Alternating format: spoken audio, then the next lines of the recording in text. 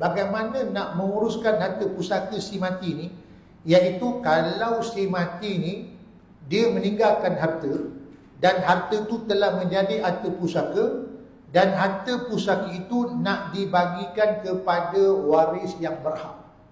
Waris yang berhak ni lah waris yang benar-benar berhak terima harta pusaka si mati, kerana dia adalah waris yang berhak.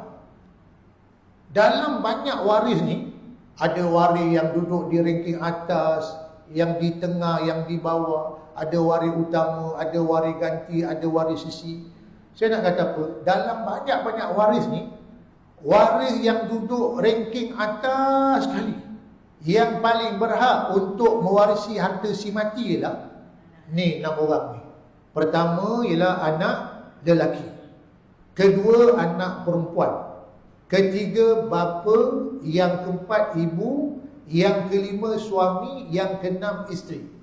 6 orang ni bertembung dengan siapa pun, berlawan dengan siapa pun, datang siapa pun waris lain, ya, dia tidak boleh mengalahkan 6 orang ni. Yang waris yang duduk ranking atas sekali, itu waris utama. Anak laki-laki, anak perempuan, bapa, ibu, suami dan isteri.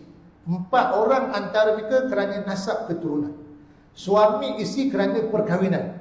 6 orang ni berlawan dengan siapa pun. Maksud berlawan tu bukan lawan bosti, lawan daripada segi hak mewarisi. Mereka 6 ini akan menjuali, yang akan memang dapat, tak ada siapa pun boleh kalahkan mereka dalam segi pewarisan. 6 orang ni yang dipanggil waris utama, waris utama.